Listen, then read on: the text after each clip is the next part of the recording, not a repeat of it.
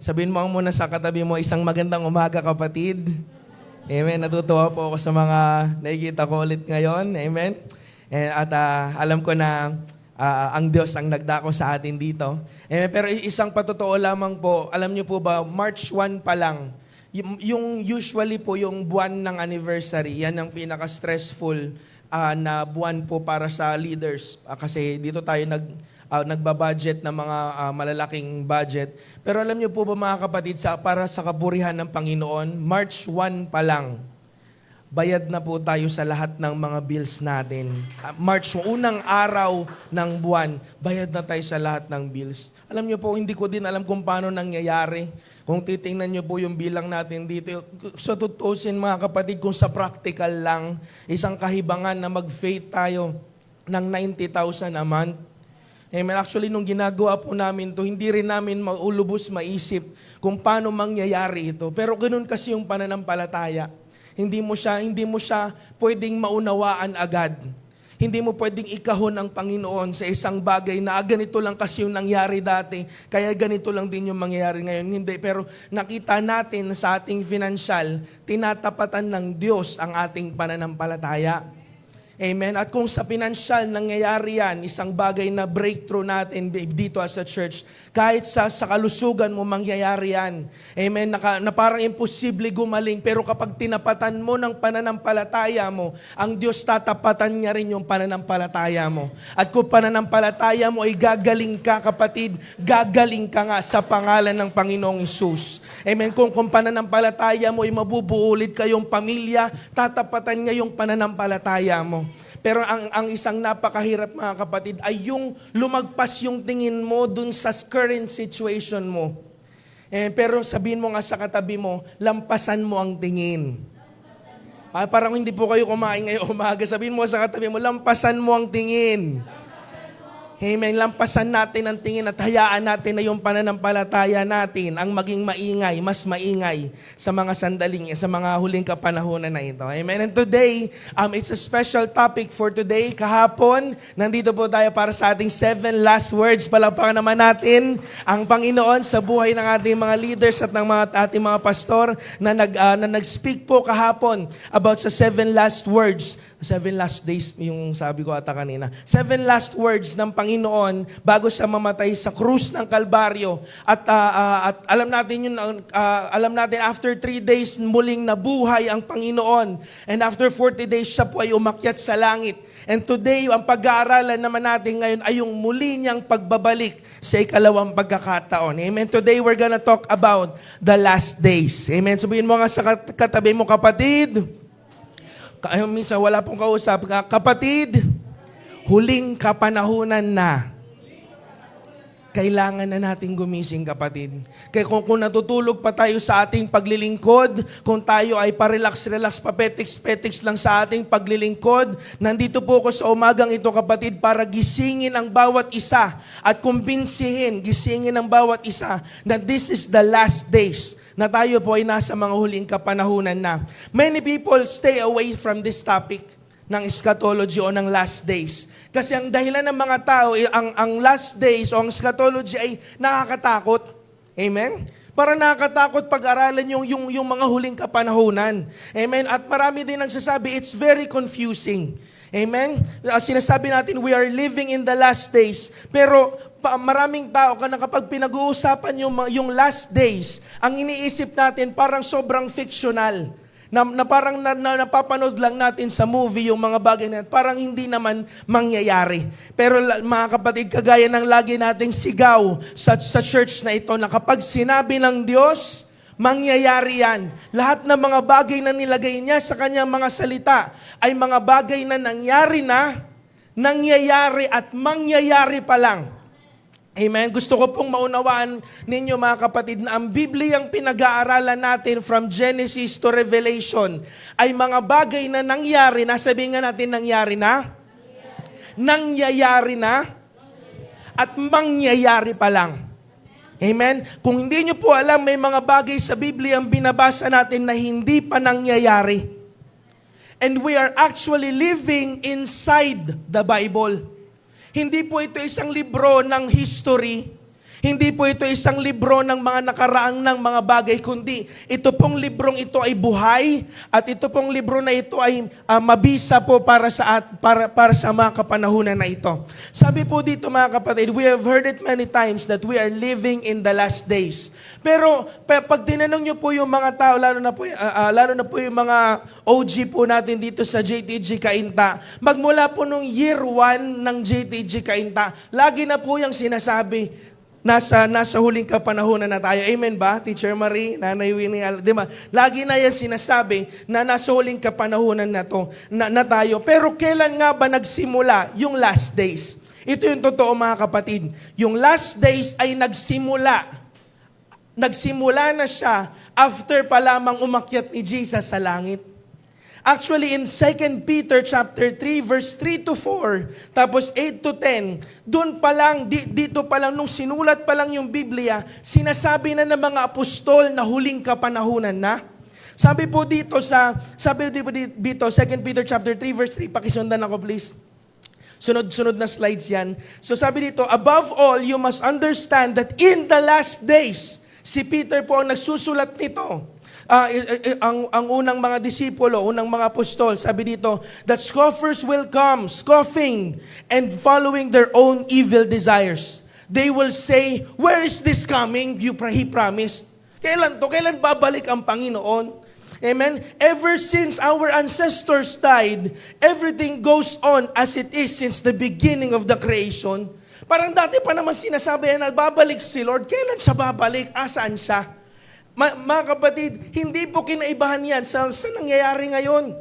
Kahit nung unang panahon pa lang, sinasabi na ng mga tao na hindi babalik ang ating Panginoon. Pero sa verse 8, sabi po dito, but do not forget this one thing, dear friends, that with the Lord, a day is like 1,000 years, and 1,000 years are like one day. The Lord is not slow in keeping His promise, as some understand slowness. Instead, He is patient with you. Actually, mga kapatid, magpasalamat nga tayo na hindi pa bumabalik ang Panginoon. Kasi kung totoo, kung babalik ngayon ang Panginoon, makikita niya ang church na tulog. Makikita niya ang church na nag-e-enjoy tayo sa mga makamundong bagay. Nag-e-enjoy tayo sa mga hilig ng laman. Amen. Sabihin mo nga sa katabi mo, pasalamat tayo kapatid. Amen, na hindi pa bumabalik ang Panginoon. Pero sabi niya, ang Diyos daw ay hindi marahan. Instead, He is patient with you, not wanting anyone to perish. Hindi niya gusto na lahat ng mga tao ay mapahamak. Amen? At sabi dito, but everyone to come to repentance. Verse 10, but the day of the Lord will come like a thief. The heavens will disappear with a roar, and the elements will be destroyed by fire, and the earth and everything done in it will be laid bare.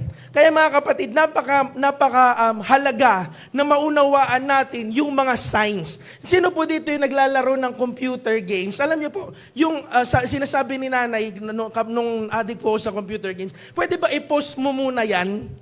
Tapos gawin mas magsaing ka muna. Sino po dito nakakaintindi na hindi na po post yung game? Diba? Alam niyo yan. Pero sa isang game may tinatawag na checkpoint. Yun yung level na pag narating mo yun, pag nalagpasan mo yung checkpoint, hindi ka na babalik ulit sa umpisa. Babalik ka dun sa checkpoint, tapos dun ka ulit magpapatuloy pag nilaro mo ulit siya. Alam niyo po sa Biblia, maraming checkpoint na nilagay. At ang mga tawag dito ay signs. Sabihin nga natin signs. Ang mga signs na ito, hindi yun yung last days. Pero ito yung nagtuturo sa atin na malapit na ang huli. Kasi kapag sinabing sign, halimbawa, this way to JTG Cainta, nakita niyo po doon yung this way to JTG Cainta. Yung building na pinagkabitan noon, hindi yun yung JTG Cainta.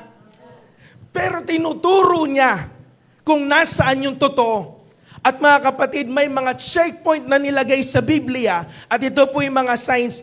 Meron po tayong 15 signs na pag-aaralan today. I know it's 15 pero mabilis lang po ito kasi ito yung mga bagay na gusto kong patunayan sa inyo na ang Biblia ay mga propesiya ng mga bagay na nangyayari ngayon at mangyayari pa lang.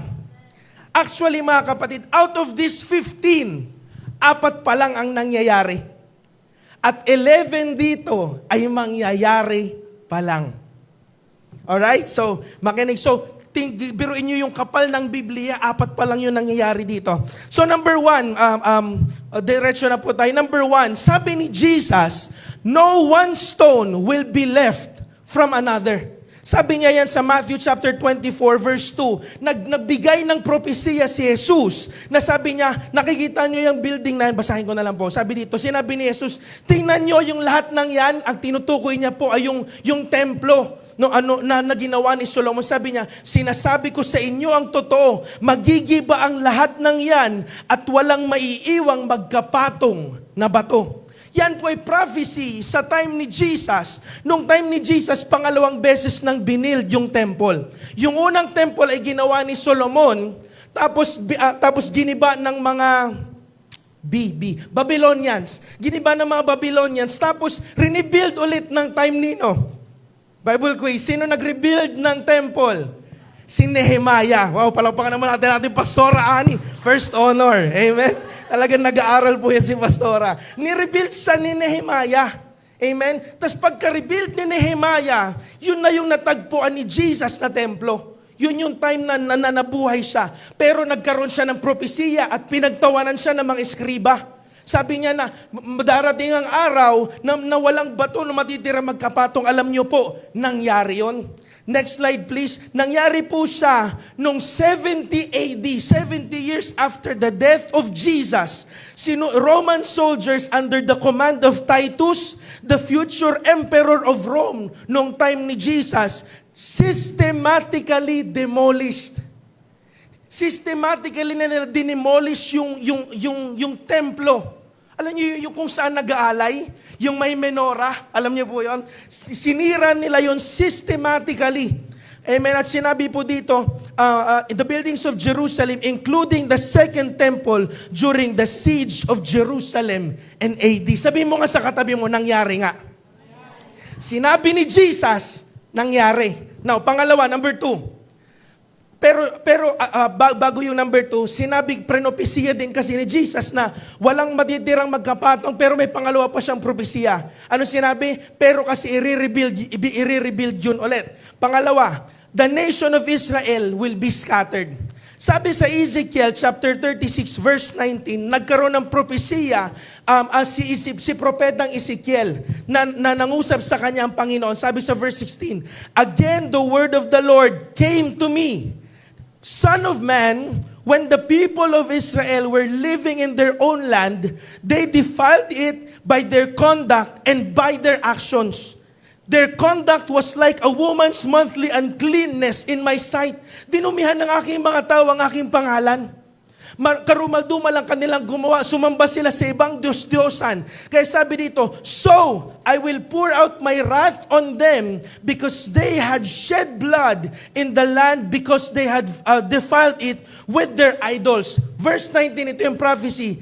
I dispersed them among the nations and they were scattered through the countries. I judged them according to their conduct and their actions. Real quick na review lang mga kapatid. Nanggaling ang mga Israelita kay Abraham.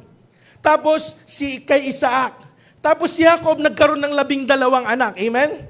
Tapos yung mga 12 anak na yun, nagkaroon sila ng mga anak-anak. Naging tribo sila. Sila yung bayan ng Israel na napunta sa Egypt. Amen? So, Joseph the Dreamer, nag-prosper sila doon, pero after 400 years, nakulong sila, parang inalipin sila ng Egypt. Tapos nagkaroon ng 10 salot, nakalaya sila. Pumunta ngayon sila sa deserto, tapos pumunta sila doon sa lupang pangako ng Panginoon. Ito na yung bayang Israel. Pero alam nyo ba mga kapatid, na noong 70 AD, nung systematically giniba ng mga Romano yung templo, kinubkob nila yung Israel, nabura yung Israel sa mapa. Alam niyo yung bayan ng Israel ngayon, yung country ng Israel? Wala pong Israel mula 70 AD. Amen? Please research this mga kapatid, na ang bayan ng Israel ay hindi nag-i-exist sa mapa magmula 70 AD. Kasi naging propesiya, they will be scattered among the nations. At dito po nagsimula mga kapatid yung Holocaust, Amen. Dito nagsimula na yung mga Jewish, kahit nag-scatter na sila sa iba't ibang lugar, may mga tao na ini-incite ng demonyo para alisin, burahin, totally extinct ang mga Israelita, ang mga Hudyo. Nagkaroon ng Holocaust, nagkaroon ng mga sinasabi na mga Hudyo daw ang nagsimula ng pornography, mga Hudyo daw nagsimula ng mga kasino, mga ganyan. Hanggang ngayon mga kapatid, the anti-Semitism is really evident. At pag may tanungin ka mga tao, sasabihin nila, mga Hudyo talaga yung mga nagsimula ng mga bagay-bagay na yan. Bakit kasi nagsimula pa yan? Dati pa. Dahil ito ay spirito ni Satanas na gusto niyang burahin yung mga piniling tao ng Panginoon.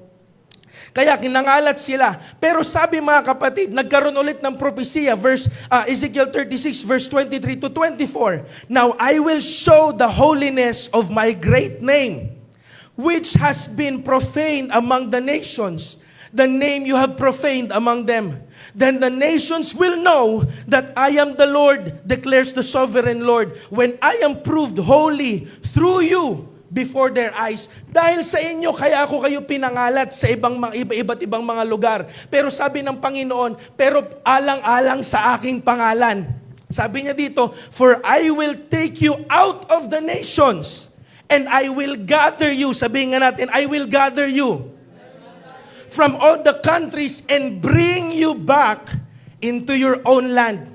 Siguro alam to ni Itay. Kasi si Itay, 98 pa si Itay, mga ganyan. Mga nasa 90 na po siya. Nabuhay na siya bago yung kapanahunan ito. At nung nabuhay po siya, walang bayang Israel that time. Bakit mga kapatid? Next slide please. Nung May 14, 1948, David Ben-Gurion announced a new nation on May 14, 1948, and it was recognized by the U.S. President Harry S. Truman on the same day. Noong May 14, 1948, mga kapatid, isang propesiya sa Biblia ang naganap na binalik ng Panginoon yung mga Israelita at nagkaroon ulit ng bayang Israel. That time, inaugurate sila. Palapakan naman natin ang Panginoon. Alam niyo po, hindi ko lang siguro ma-explain sa inyo, pero ito po, this is a piece of a newspaper back in 1948. Sabi doon, the state of Israel is born. Bakit? Kasi walang Israel before, kasi propesiya. Pero mga kapatid, 1948 lang to. 1948, hindi po ito. Anong mga unang kapanahunan? 1948. Pero sabi dito mga kapatid, pero that time, yung Jerusalem po, kalahati lang yung na-conquer nila. At yung kalahati ng Jerusalem ay nakukubkob pa rin ng mga Muslim that time. Mga Arabic state, kalahati pa lang.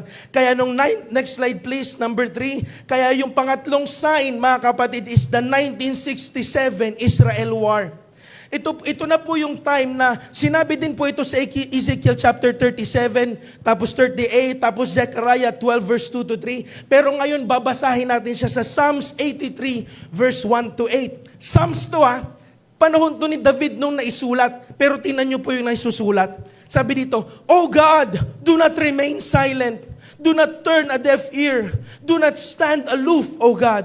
See how your enemies growl, how your foes rear their heads. With cunning they conspire against your people.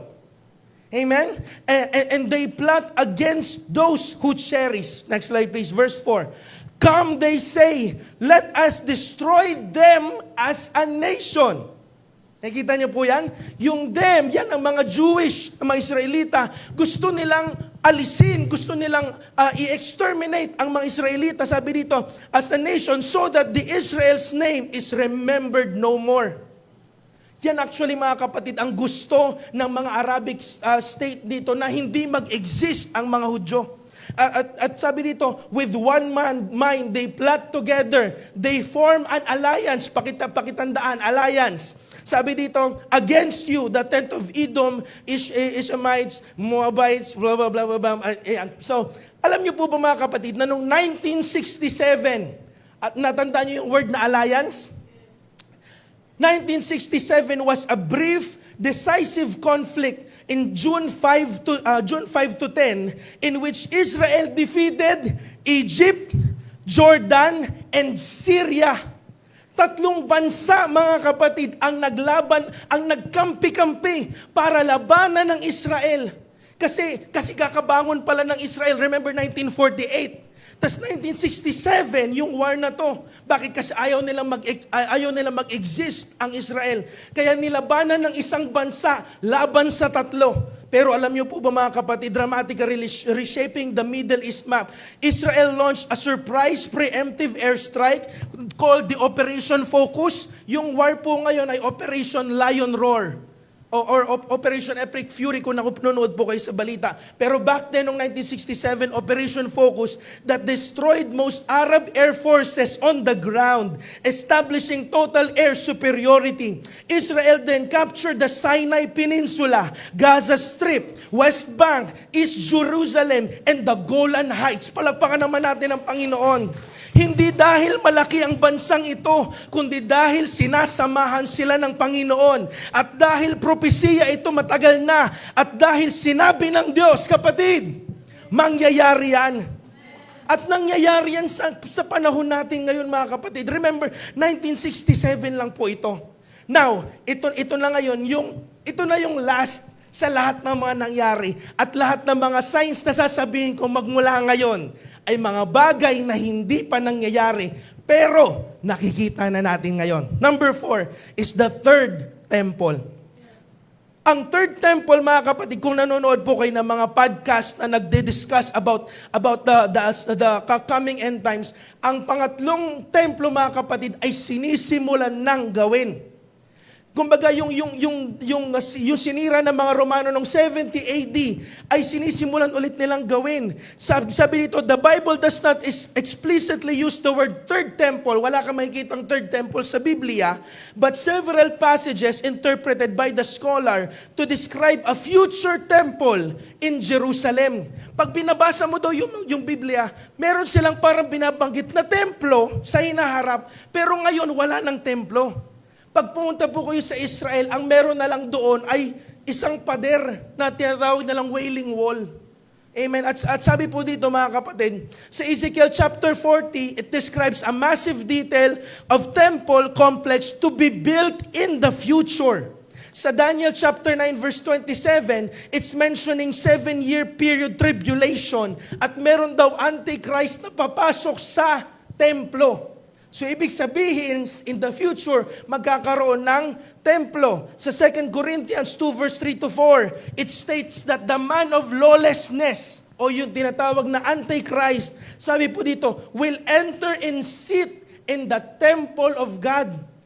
Kung isipin mo, saan yung temple of God? Isira yung templo ngayon. Ibig sabihin, merong mangyayaring pagre-rebuild ng pangatlong templo. At alam nyo ba, mga kapatid, sa Israel po ngayon, next slide please, ay meron na silang ginawang, sa Israel po ay meron na silang mga plano na physical construction. Pero progress none, wala pa. Kasi hindi pa nila nakukubkob yung Israel, parang wala pa silang jurisdiction dun sa Jerusalem right now. Temple vessels, meron na silang mga gamit sa templo. Tapos architectural plans, nakadraft na yung mga blueprint. Political feasibility, kasi nga iba pa yung gobyerno that time, hindi pa pwede. Public discourse, pinag-uusapan na ba siya publicly? Yes, pinag-uusapan na siya. Next slide please. At may kita po, may kita po natin na sa Israel po, meron na po silang ginawang menorah. Alam niyo po yung ilawan na may 7 sanga, 7 sanga na ilawan doon sa tent. Meron na po silang ginawang exact replica kung paano siya ginawa sa temple ni Solomon before. Tapos ginagawa na nila yung temple of showbread. Ginagawa na nila lahat. Ang kulang na lang po na maitayo yung mismong templo. Amen? Bakit yan napaka-importante? Mamaya, makikita niyo po yan. Number 5. Next slide please. This is the Magog will declare a war. Sa Ezekiel 38, mga kapatid, sabi po dito, the word of the Lord came to me. Son of man, set your face against Gog, of the land of Magog, the prince of the chief prince of Meshech and Tubal. Prophesy against him and say, this is what the sovereign Lord says. I am against you, Gog, the chief prince of Meshech and Tubal, and I will turn you around and put hooks in your jaw and bring you out of you with your whole army, your horses, your horsemen fully armed, and the great horde with large and small shields, all of them brandishing their swords. Persia, Cush, and Put will be with them, and with all the shields and helmet. Also Gomer with all its troops, and Beth Togarma from afar north with all its troops. Many nations with you. Get ready, be prepared, you and all the hordes gathered about you, and take command with them. And after many days, hindi ko na po tatapusin yan. Pero meron po siyang tinatawag dito, o meron pong prophesy na isang na Gog and Magog. May mababasa po kayo sa Biblia na Gog and Magog. Ang Gog po ay hindi po siya isang bansa. Ang Gog po ay isang title ng isang tao na namumuno. Parang czar, parang leader, parang presidente, parang prime minister. Siya po yung siya yung Magog at siya yung Gog. At yung Magog, yun yung bansang pinamumunuan niya. Alam niyo po ba mga kapatid, ang propesiya kasi si Magog yung Magog ay aatakihin ng Israel kasama si Cush, si Persia, si Put, si Gomer at si Beth Togarma. Sinasabi ko lang na pero mga bansa po ito. Now, pag nung translate kung ano yung Magog, ano ba yung Rosh, ano ba yung Persia, next slide please. Sabi po dito, Ezekiel 38 describes a future coalition of nation led by Gog of the land of Magog, often interpreted as Russia, that will attack Israel in the latter days. A coalition largely from the north is described as follows, na si Gog or Magog is the leader called Russia. Yung Rosh, Meshech, and Tubal, yan po ay yung present-day Turkey. Persia, yan po ay ang Iran. Kasi parang 8 years ago, Persia pa ang tawag sa bansang yun, pero pinalitan nila yung pangalan nila ng Iran. Yung Cush, yan po yung Ethiopia. Meron pong bansang Ethiopia ngayon sa South Africa. Tapos yung Put, yan po yung Libya, North African regions, likely modern Libya. Yung Gomer and Beth Togarma, yan po yung Armenia at Eastern Europe. Nasa propesiya mga kapatid na mga bansang ito daw ay magsasama-sama para atakihin ang Israel. Sino ngayon ang umaatake sa Israel? Ang Persia, ang Iran.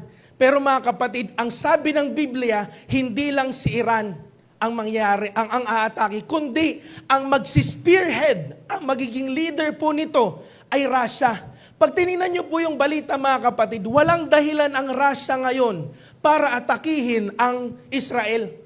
Ang Russia ngayon po ay supplier lang siya ng mga missile kay Iran. Sinusupplyan niya lang ngayon si Iran. Bakit? Kasi wala siyang dahilan at takihin ng Israel. Pero mga kapatid, tandaan niyo po ito at sinabi ito ng Panginoon. Isang araw mababalitaan natin na ang Russia ang magiging leader ng mga coalition ng bansa at aatakihin niya ang Israel kasama ng Libya, ng Persia, ng Turkey at yung mga bansang sinama po dito. Ito ay totoong mangyayari. Kaya mga kapatid, kung kayo po ay nag-invest sa stocks, alam niyo po na kailangan yung hulaan yung mga mangyayari. Alam niyo na kailangan yung parang i-predict kung bababa o tataas yung mga presyo ngayon. At alam niyo po mga kapatid, ito mismo yung sinasabi ng Biblia. So anong ibig sabihin nito, Pastor? So ibig sabihin mga kapatid, yung gera na nangyayari ngayon, dalawa ang pwedeng mangyari dyan. It's either matatalo ang Iran at tutulungan sila ng Russia, or matatalo ang Iran at kumbaga at wala mo na mangyayari yan, kumbaga magiging peaceful ang bansa ulit natin, mawawala ulit ng gera, babalik ulit yung presyo ng langis ngayon, pero isang araw makikita na lang natin na atake ang Russia kasama ng mga ibang bansang sinabi dito. Now, number 6, unwalled Jerusalem. Now, bago yung attacking ito, mga kapatid, sinabi sa Ezekiel chapter 38, verse 10 to 12, this is what the sovereign Lord says. On that day, thoughts will come into your mind, and you will devise an evil scheme. You will say, I will invade a land of unwalled villages. I will attack a peaceful and unsuspecting people, and all of them living without walls and without gates and bars. I will plunder and loot and turn my hand against the resettled ruins and the people gathered from the nations, rich in livestock and goods, living at the center of the land. Sabi po dito ng Biblia, na aatakihin daw ni Gog ang Israel sa isang time na peaceful daw ito. So peaceful enough na sabi dito na unwalled daw o walang proteksyon ang Jerusalem. Alam niyo po na simula umatake yung Hamas. Ang Israel po ay sobra na silang maghanda sa lahat ng mga posibleng atake o sa mga posibleng gera. Alam niyo po ba, kung nakikita niyo po yung mga balita ngayon, pag may pupunta pa lang na missile sa kanila, meron na agad nag-i-intercept na missile dyan para hindi dumiretso sa bansa nila. Ibig sabihin, sobrang protected ng Israel ngayon. Pero sabi ng Biblia na darating daw ang isang araw na ibababa ng Israel ang guard nila because they are thinking it's peaceful. So anong mangyayari mga kapatid? Parang merong isang mangyayaring malaking bagay na makakapag-kumbinsi sa Israel na wala nang ang gera. Na it's time to let na guard down. Na hindi na kailangan dumipensa. At sa time na yun daw, doon aatake yung Gog. Doon aatake si Magog o yung Russia.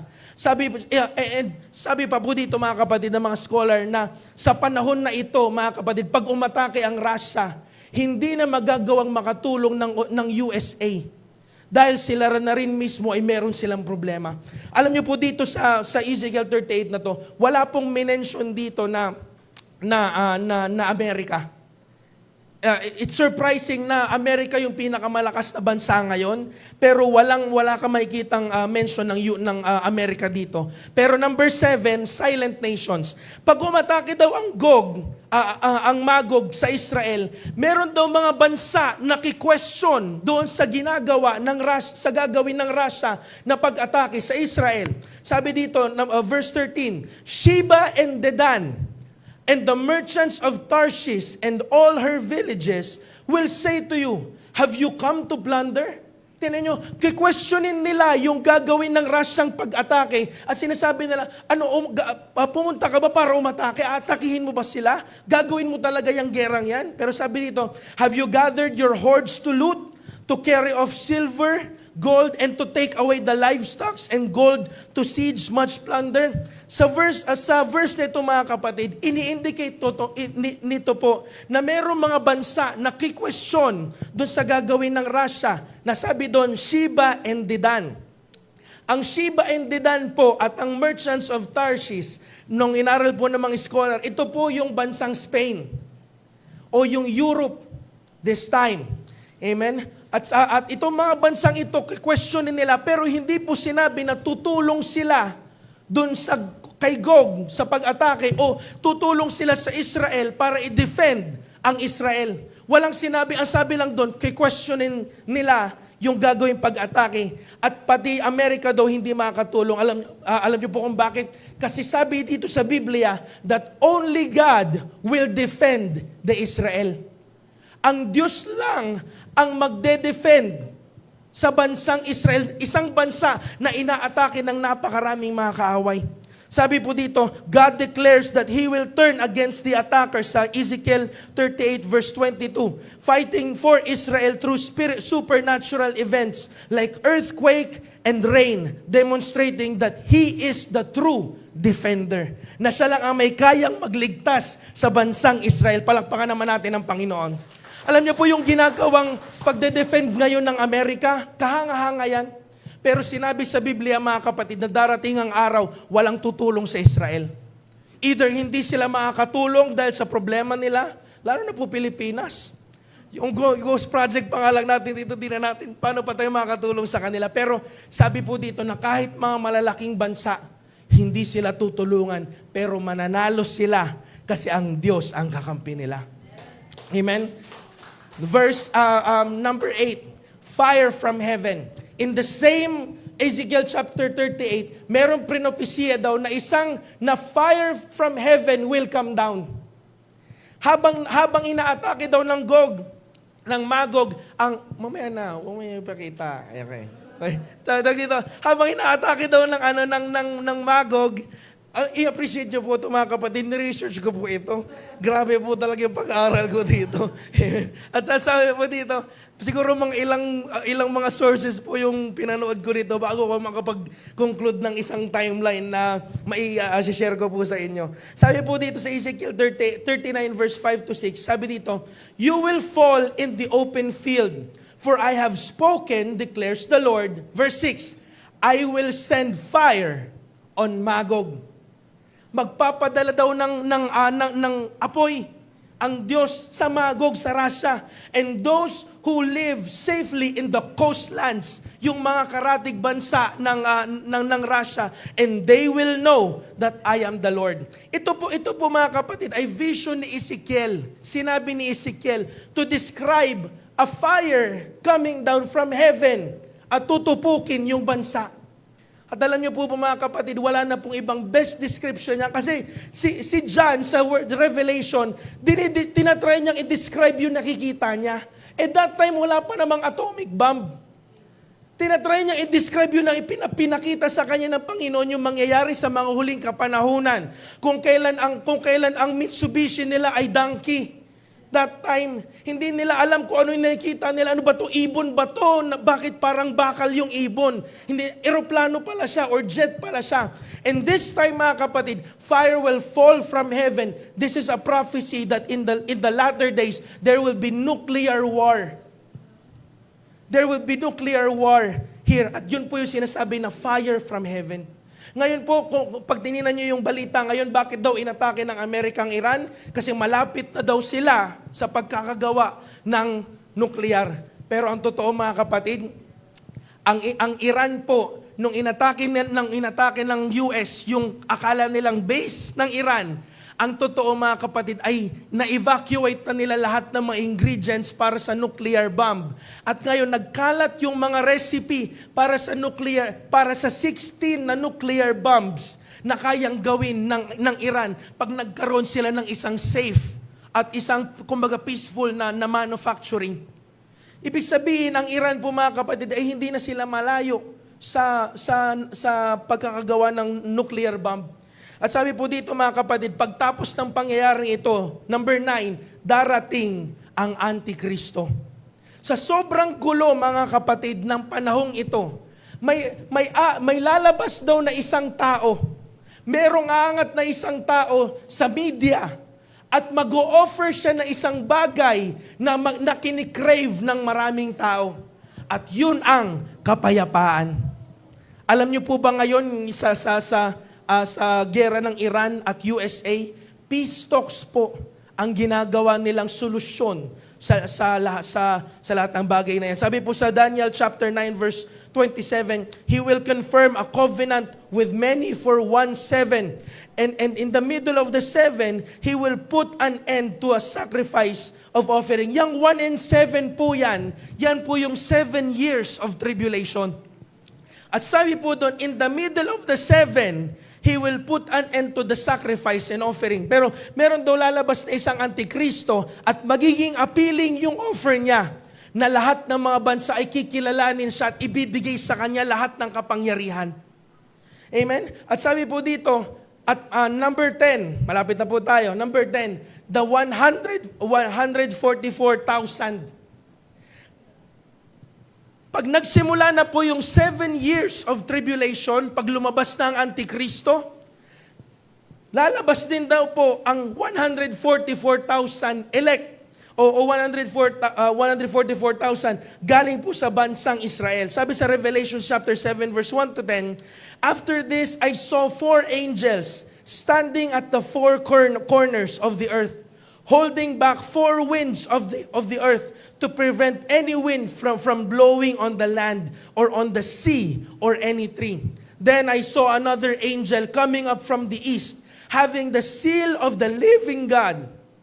He called out in a loud voice to the four angels who had been given power to harm the land and the sea. Verse 3, do not harm the land or the sea or the trees until we put a seal on the foreheads of the servants of God. Sa huling kapanahonan, mga kapatid, papayagan daw ang mga anghel na nasaktan ang lupa, saktan ang mga puno, saktan ang hangin. Pero bago mangyari yon, bago magkaroon ng tribulation, lalagyan daw muna ng seal yung 144,000 from all tribes of Israel. Pag tinuloy niyo po yung verse na yan, ibig sabihin merong 12,000 mula sa tribe ng Dan, 12,000 mula sa tribe ng hanggang sa 12, kaya 144,000 po yan. And verse 9, after this I looked there, and before me there was a great multitude that no one could count from every nation. Anong gagawin ng 144,000 na to? Every nation, tribe, and people language standing before the throne, before the Lamb. They were wearing white robes and were holding palm branches in their hand. And they cried out with a loud voice, salvation belongs to our God who sits on the throne and to the Lamb. Ang gagawin ng mga taong ito, mga kapatid, ay mag-evangelize. Kasi bago pa dumating yung time na to, mga kapatid, sabi ng mga naniniwala sa pre-trib, ay tayo po ay kinuha na sa langit. Lahat ng mga tao, mamaya pwede discuss ko yan, pero pag nangyari na yung rapture, may maiiwan pa rin dito na 144,000 mula sa bayan ng ng Israel, at sila yung mag-i-evangelize sa lahat ng mga naiwan dito. Alam niyo po, doon po ako actually doon po ako sa pre-trib. Kahit si Mami Metos po ay sa pre-trib po. At sabi niya po, lagi niya pong gino-joke na kapag ako po ay kinuha, sa inyo na yung bahay ko, sa inyo na yung kotse ko, pagati-hatian nyo na. Kasi ako'y, kumbaga, naniniwala si Mami na bago pa lamang mangyari itong 7 years na to, tayo'y kinuha na, tayo'y ni-rapture na sa langit, pero may maiiwan pa rin. At sabi po dito, mga kapatid, pag na-rapture na po tayo, ang term lang kasi sa Revelation ay when the force stopping has been removed. Sana po basahin niyo po yung Revelation. Kapag yung puwersa daw na pumipigil sa Antichrist ay naalis na, saka lalabas yung Antichrist. Now, meron nagsasabi na yung force na yun daw ay ang Holy Spirit. Na kapag naalis na yung Holy Spirit, saka lalabas yung Antichrist. Pero ibig sabihin ba na wala ng Holy Spirit that time? Medyo mahirap pong i-defend yun. And again, hindi po ito salvation issue, kaya pwede po itong pagdebatihan ng mga tao base sa kung paano ito ini-interpret. Pero ito pa isang interpretation, na yung force na yun na pumipigil daw sa Antichrist, kaya hindi pa siya lumalabas, yun daw po ay yung mga mananampalataya na hindi pa nararapture. At kapag nangyari na yung rapture, yung force na pumipigil sa kanya ay naalis na, kaya dun siya lalabas. Imagine, mga kapatid, mababalitaan po natin ilang libong mga tao sa Pilipinas ang biglang nawala. Ang JTG Cainta ay biglang nawala. Hallelujah. Parang wala po excited. Bahala po kayong gusto niyo pong maiwan. Amen.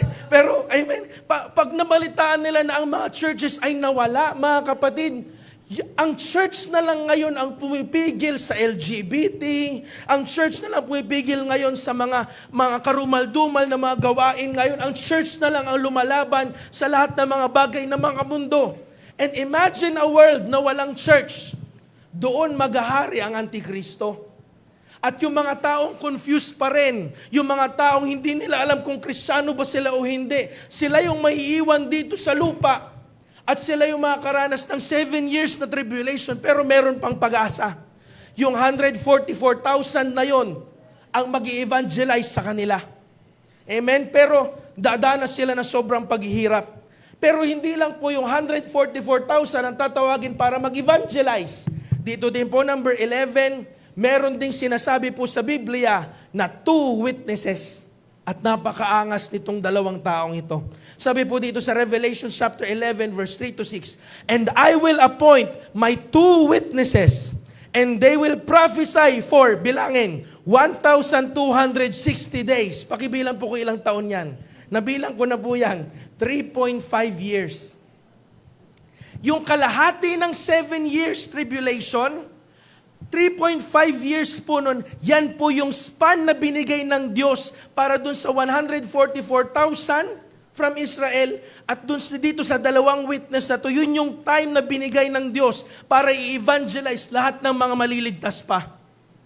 Sabi po dito, clothed in sackcloth, ito po ang magiging pinaka-influence, talagang pinaka-sikat na influencer sa kapanahunan na ito. Imagine, dalawa lang sila pero sila po ang inappoint ng Panginoon. Sabi dito, they are the 2 olive trees and the 2 lampstands, and they stand before the Lord of the earth. If anyone tries to harm them, fire comes out of their mouth and devours their enemy.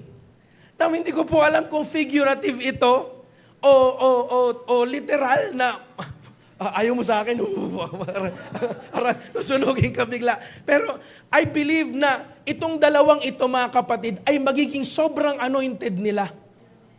Sobrang, nasabi dito na kapag may nagtangkang pumigil sa kanila, they can fight. Sabi dito, if anyone tries to harm them, fire comes out from their mouth and devours their enemy. This is how anyone who wants to harm them must die. Grabe yung warning. Verse 6, they have the power to shut up heavens.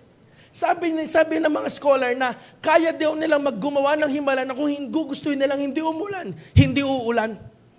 Sabi dito, so that it will not rain during that time, they are prophesying, and they have the power to turn the waters into blood and to strike the earth with every kind of plague as often as they want.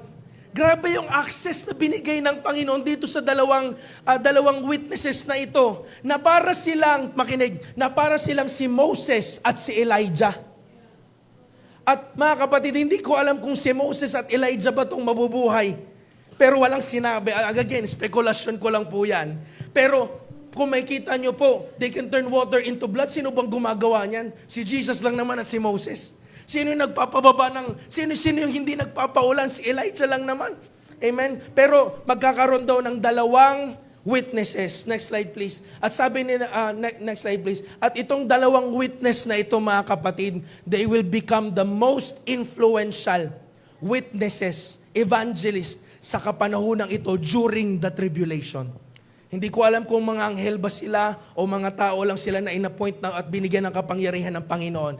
Pero, dahil sa time na ito, lumabas na ang Antichrist, alam naman natin na ang dalawang ito ay magpipreach laban dun sa Antichrist. Amen? Kumbaga magpipreach sa laban dun sa pinakahari. Kaya ang gagawin, mga kapatid, propesya sa Revelation 11 verse 7 to 10. Now, when they have finished their testimony, ilang taon? 3.5. Now, pag natapos daw yung 3.5 years, the beast that come up from the abyss, ito po yung Antichrist, will attack them and will overpower and kill them. Their bodies, listen to this, their bodies will lie in public square of the great city, which is figuratively called Sodom and Egypt, where also their Lord was crucified. Saang lugar to? Sa Israel. Amen? Sabi po dito, and for 3.5 days, some from every people, tribe, language, and nation will gaze. Everybody say gaze.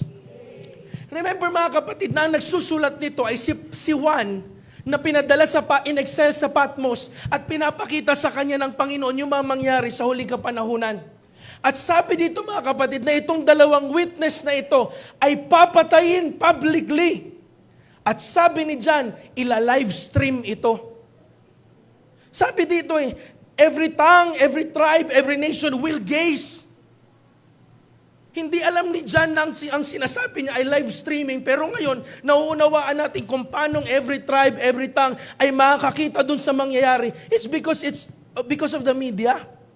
Because of live streaming. And remember, this is a prophetic, parang prophecy ni John many years ago.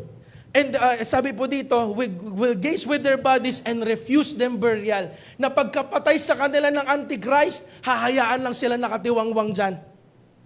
At sabi pa dito, the inhabitants of the earth will gloat over them and will celebrate, sending each other gifts because these two prophets have tormented those who live on earth. Grabe yung message nila na yung mga taong namumuhay ng kasalanan, sa kasalanan, kakamuhian sila na kahit namatay na sila, isi-celebrate pa nila. At magbibigayan pa sila ng regalo. Alam niyo po, hindi na po malayo yun sa nangyayari ngayon. Makikita natin mga street preacher, pinagtatawanan ng mga tao sa ano ko lang po kasi nakita sa Amerika, at nagtatawa lahat. Nagtutulungan pa lahat. Dahil yung sinasabi ng street preacher ay para sa kanila at ayaw nilang tanggapin ang salita ng Panginoon. Kaya sabi dito mga kapatid, papatayin daw itong 3.5 years papatayin itong dalawang witness na ito.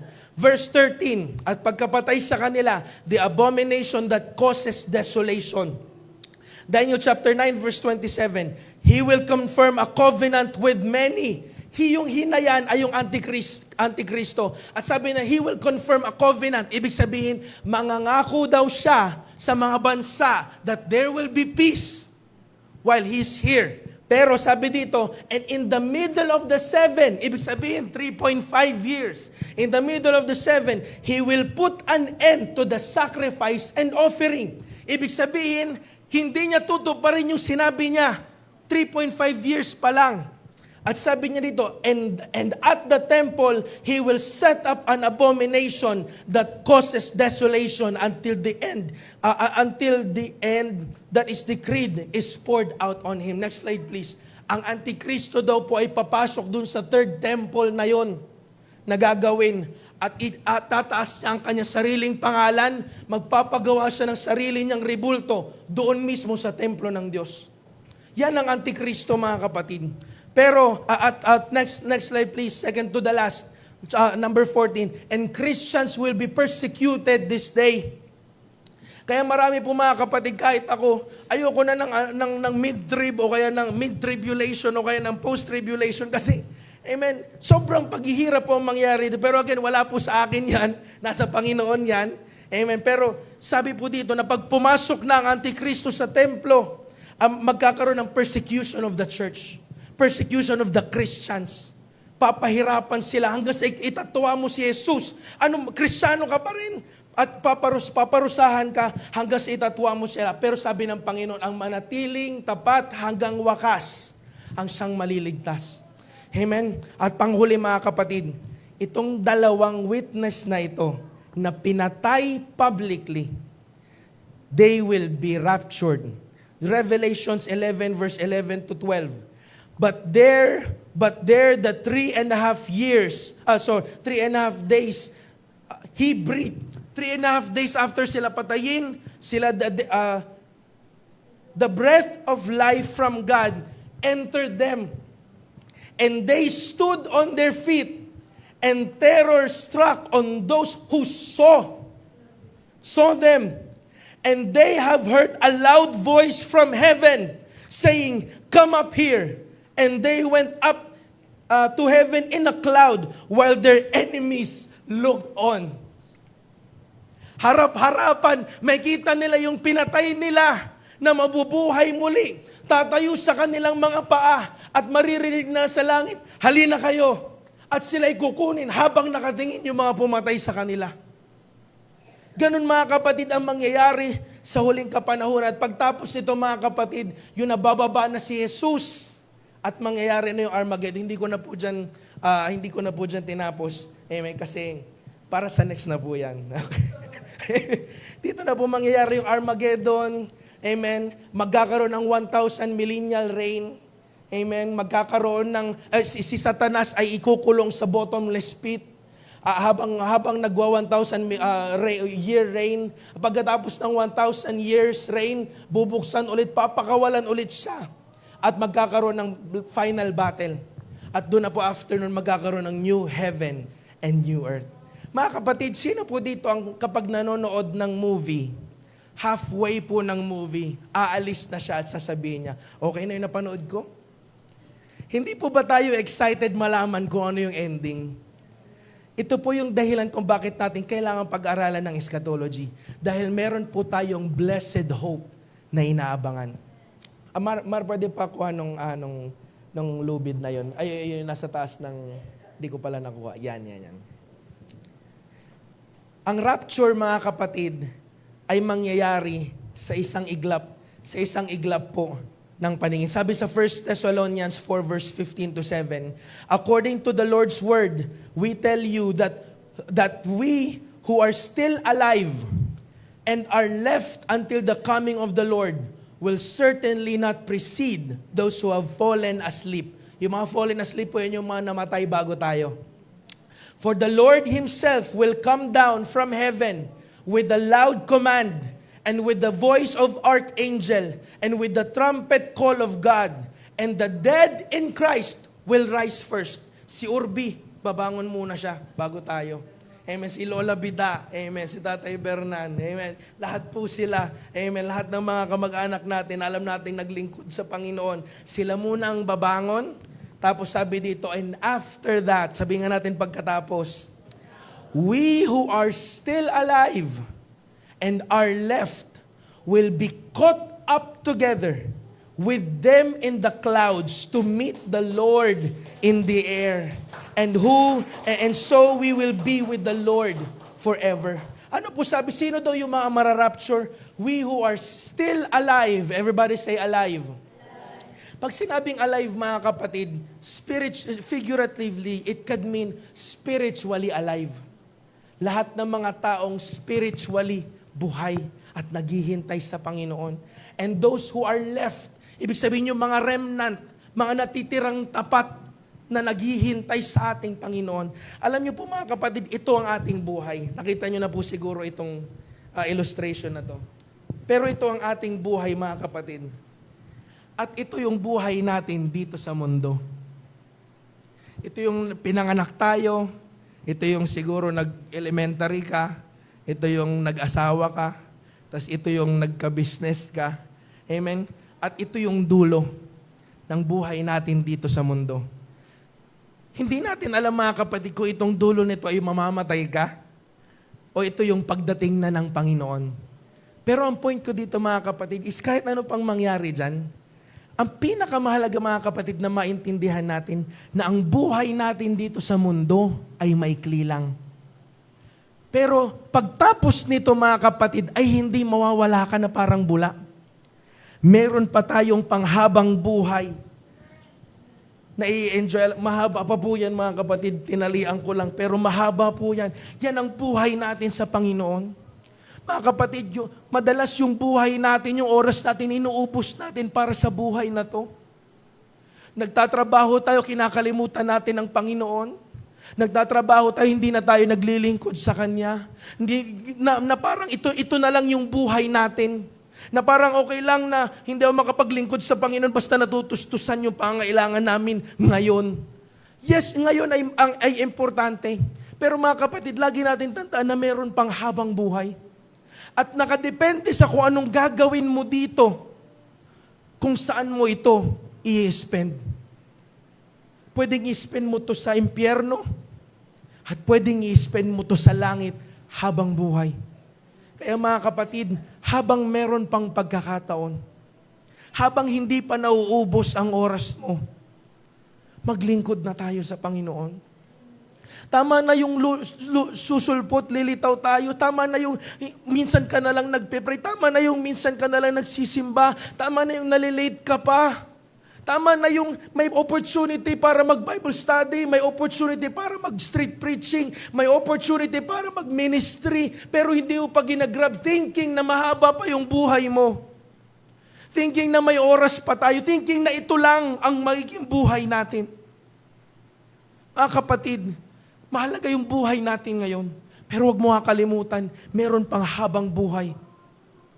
Meron pang mga mangyayari. At nakadepende sa kung paano mo ini-spend yung buhay mo ngayon, sa kung saan mo ito i-spend, yung panghabang buhay. Kaya mga kapatid, sabi ng Panginoon, sa mga huling kapanahunan, may 10 birhen. Lima ba yun? 5 yung 5, natutulog sila habang nung bumalik ang Panginoon. Pero yung 5, matyaga silang naghihintay. At nire-renew nila lagi yung oil nila. Nire-refresh nila lagi yung oil nila. Lagi nilang binabalik, pinaniniariwa, nire-revive nila yung sarili nila. Bakit? Kasi merong isang Diyos na paparating. Kung hindi man darating ang Diyos sa pangalawang pagkakataon, maybe yung buhay natin. Sabi sa Biblia na 70 years lang ang average lifespan ng tao. Pero marami kang makikita sa punerarya na mga kabaong na maliliit, mahahaba. Ibig sabihin, hindi natin hawak ang ating buhay. Kaya kailangan mabuhay tayo mabuhay tayo araw-araw na parang last day na. Mga kapatid, this is the last day. Huwag na tayo magpatumpik-tumpik pa sa ating paglilingkod. Huwag na tayo magkanaw-kanaw pa. Huwag na tayo magtampisaw pa sa kasalanan. Huwag na tayo magtampisaw pa. Huwag na natin i-spend yung buhay, yung pera, yung resources natin dito sa mundong ito kasi isang araw mawawala ito. At saan tayo pupunta pag natapos ang buhay na ito? Tayong lahat ay tumayo.